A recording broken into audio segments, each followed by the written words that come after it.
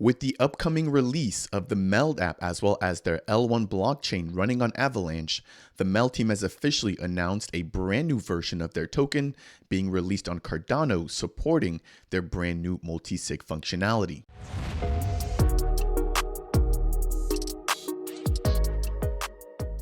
What is going on, MELD Nation? Welcome to Dapp Central. My name is Fareed, and in today's video, I've got some brief announcements here surrounding MELD.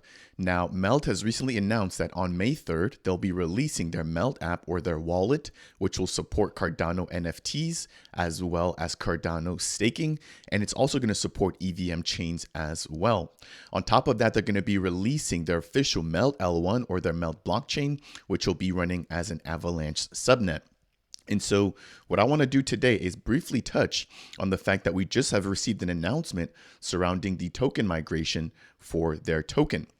So it states here, we are upgrading the current MELD token contract to be able to support our brand new Cardano multi-sig wallet technology. In addition to better security, it enables the MELD token to be a cross-chain asset.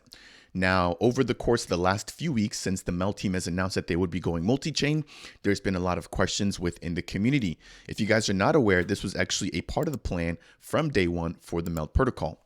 So moving forward, not only will MELD be available on Cardano, it'll also be available on Avalanche, Ethereum, Polygon, Binance or the Binance Smart Chain, as well as support for Bitcoin. Now, Bitcoin itself will be available as an asset that you can actually send over and hold within the MELD app. Now, jumping back over into the official announcement, it states here, using a multi-sig, we can ensure the secure multi-chain functionality of our token, which involves the ability to mint and burn tokens across different chains while still maintaining a strict cap of 4 billion tokens.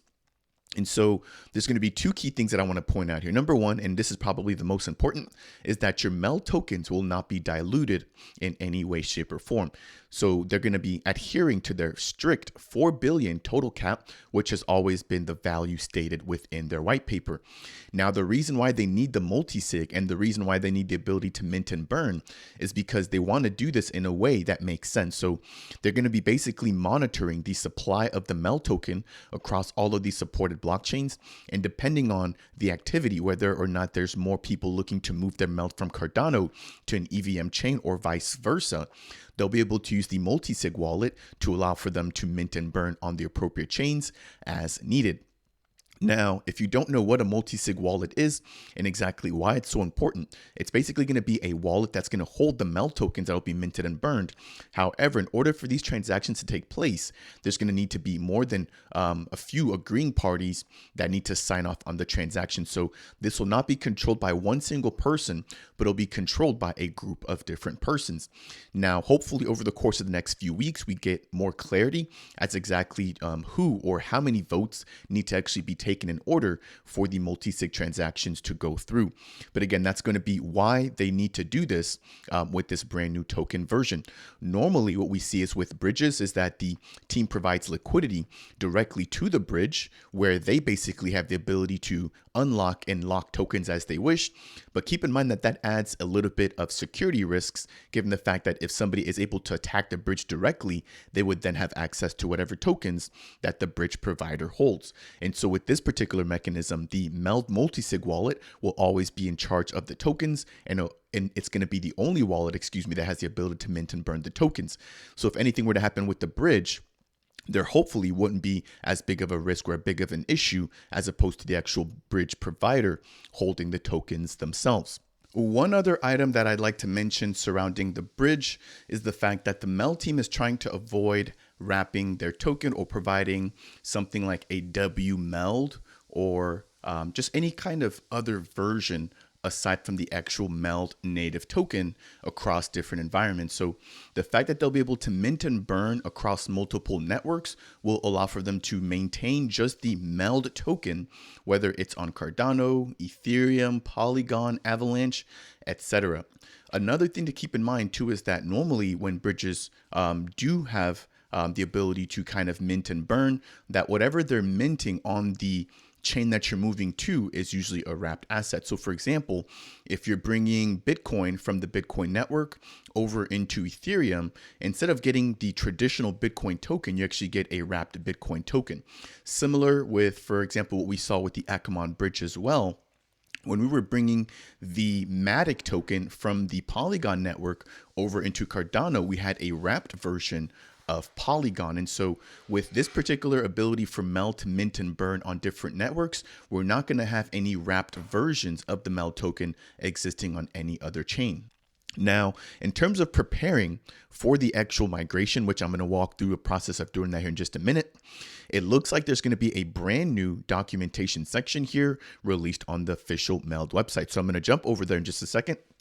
But before I do that, I just want to take a look at the screenshot here that was posted again as a part of this announcement. So here what we have is the MELD app or the MELD wallet, and it looks like as a part of the actual MELD wallet, we're going to have the ability to perform the swap. So on the left is going to be the logo there, which is going to be the grayed out MELD logo for the old token. Now, if I quickly jump over onto Pool PM here, I want to just take a second to show you guys that the MELD token, right, which is the first version, has now been updated to have this gray color to it. So if you guys hold any MELD and you double check your wallet, you can quickly at a glance tell whether or not you've got the first version or the new and updated version. So if I jump back over into the announcement, it looks like as a part of the actual MELD app or the MELD wallet, we'll be able to swap our old version into the new version. So here we've got a description basically talking about how that process is going to work. And then we've got an upgrade now button here at the very bottom. Now, once the wallet releases on May 3rd, I'll release a follow-up video here for you guys, walking you guys through the process of actually migrating from the V1 version of the token onto the V2 version.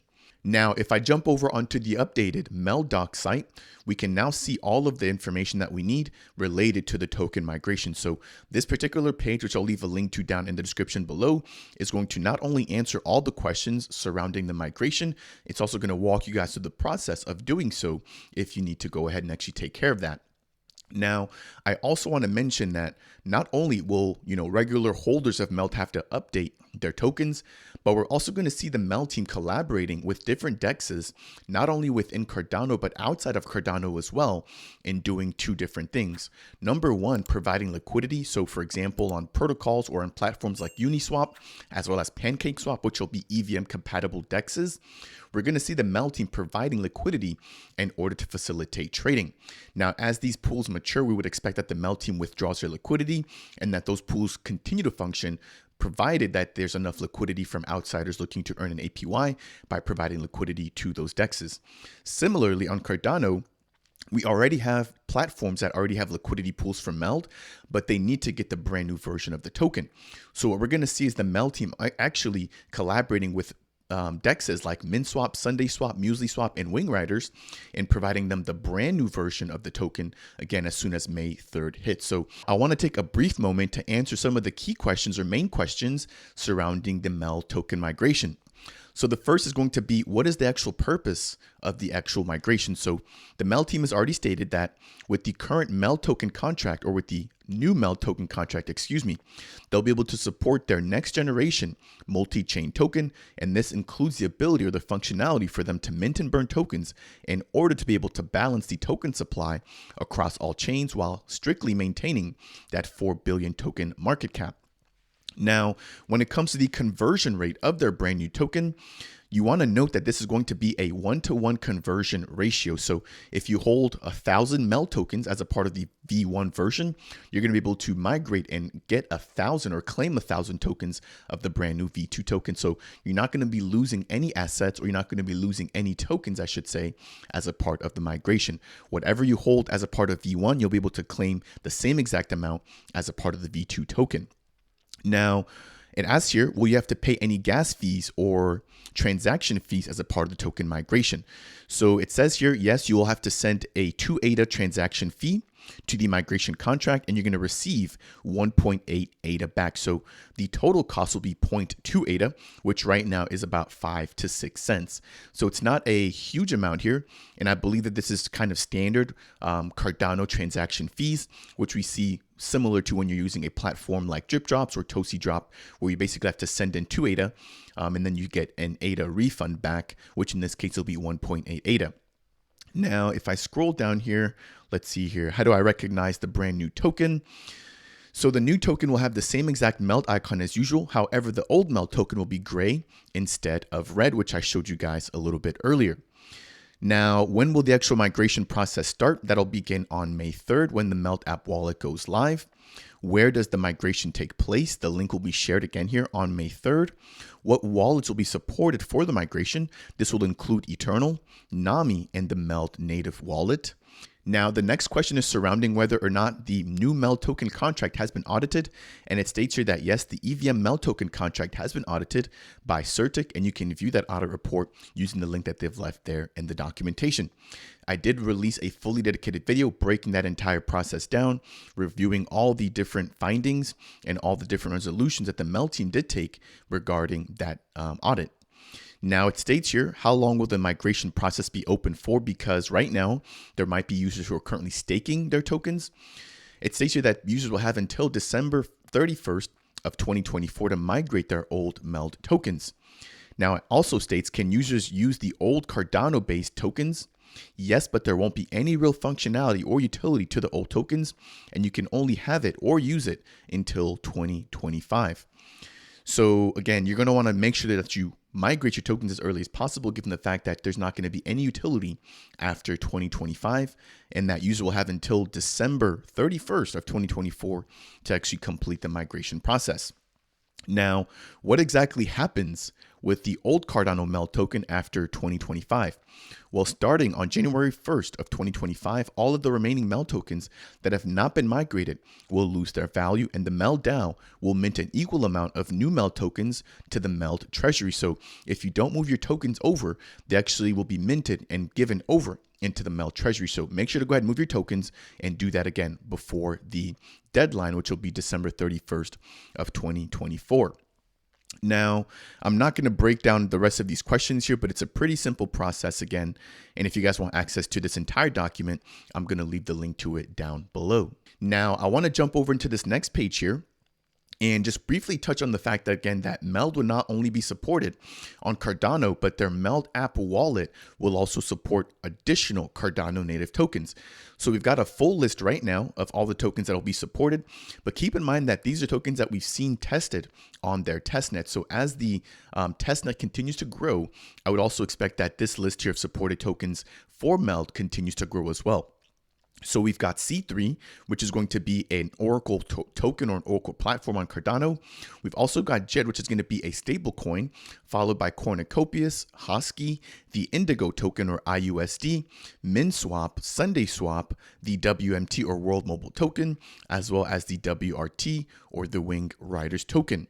On Avalanche right now, we can see all the additional tokens being supported on the MELD app or the MELD wallet, which includes Wrapped Ethereum, the Chi token, GMX, DAI, USDC, USDT, and BUSD.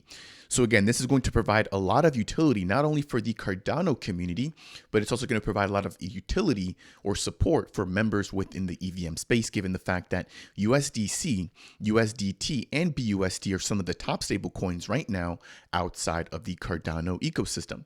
If we look at Ethereum here, we're going to see some of these same tokens, which include USDC, USDT. We've also got DAI, BUSD. We've got Wrapped Bitcoin, the Chainlink token, the Uniswap token, the PancakeSwap token, 1inch, which again, I assume are going to be all the different platforms or protocols that the MELD token will be traded on.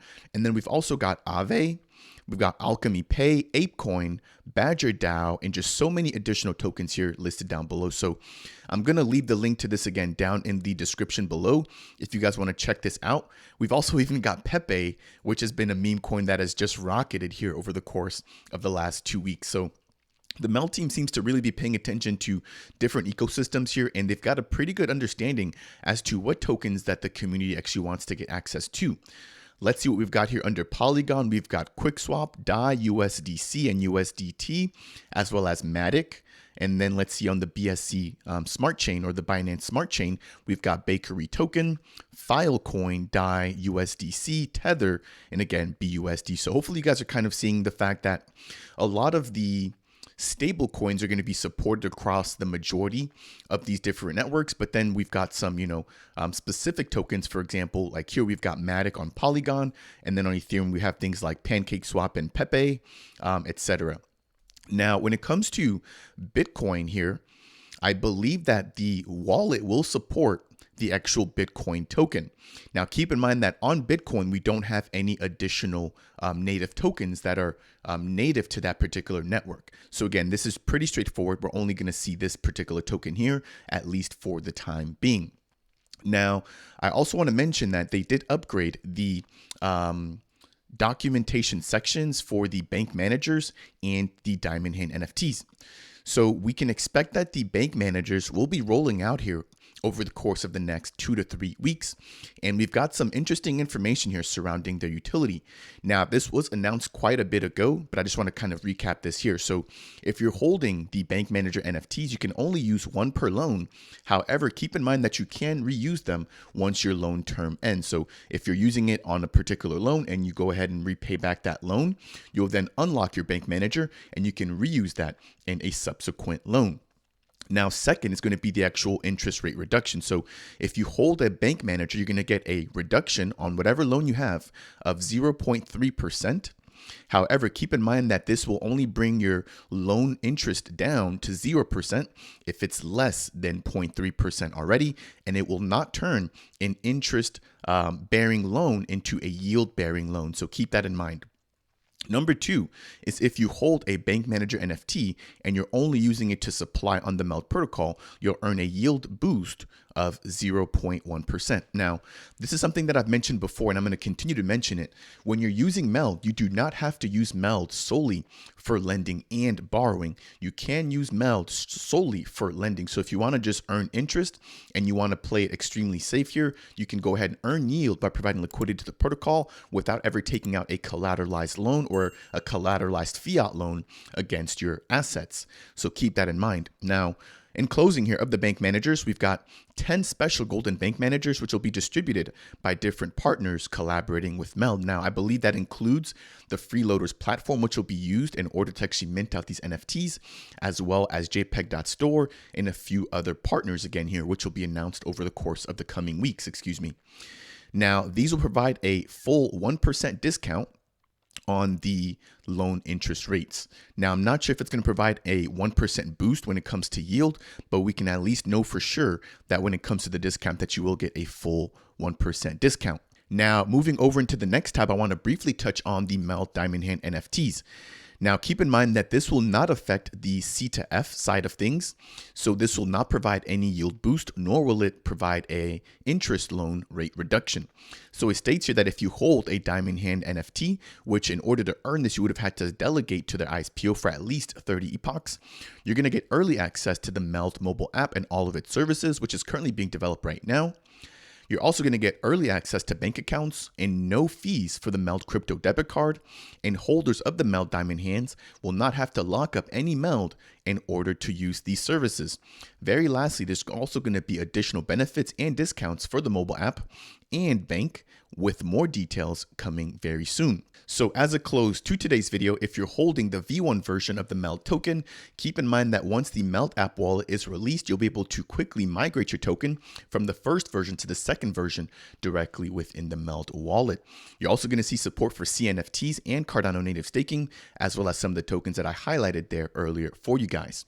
That's going to do it here for today's Cardano update surrounding MELD. If you guys found this update to be helpful or insightful in any way, shape, or form, I would really appreciate it if you guys could tap that like button. If it's your first time stopping by the channel and you want more content just like this, consider subscribing. And if you have any questions for me surrounding MELD or anything that I touched on today, then make sure to leave a comment down below. That said, and as always, I will see you guys in the next video.